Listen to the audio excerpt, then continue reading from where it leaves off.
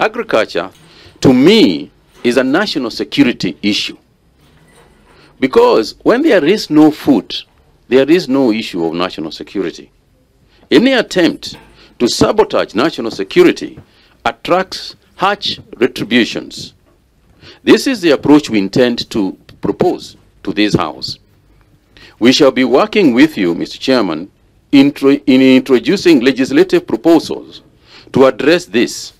Any criminal activities in the agricultural sector that target the farmer and other value chain, such as the supply of subsidized inputs, such as counterfeit seeds, fake fertilizers, and so on, should be harshly punished. Mr. Speaker, you know, Mr. Chairman, you know that at the moment, you know, people are walking away. They are caught with fake seeds, fake fertilizers, and walk away with minor fines.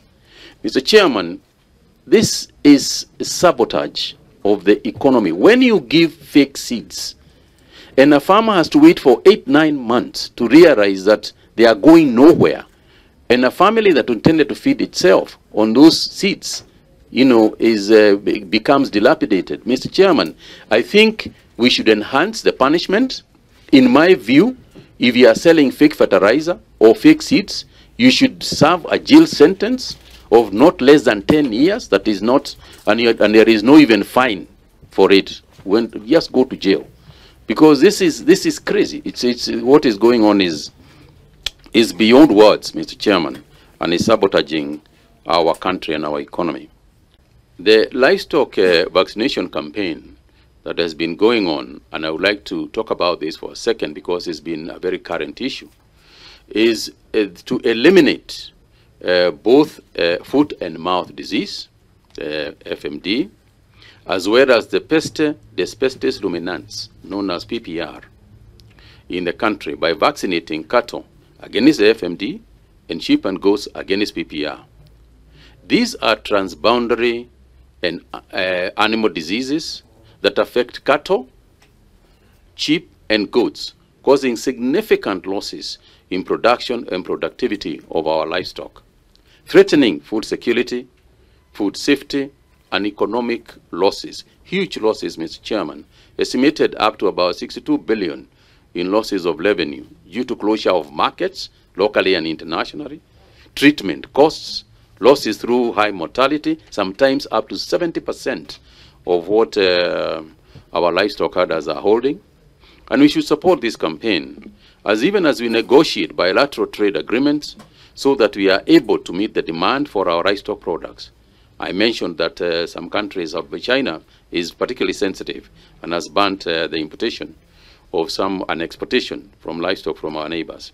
And we can fill this gap if we eliminate these livestock diseases. The idea is that if we continue and we do not stop the vaccination campaign, in 3 years' time, we will not need to do it again because we will already be certified by the World Animal Health Organization as free of those diseases. We have wins in this department.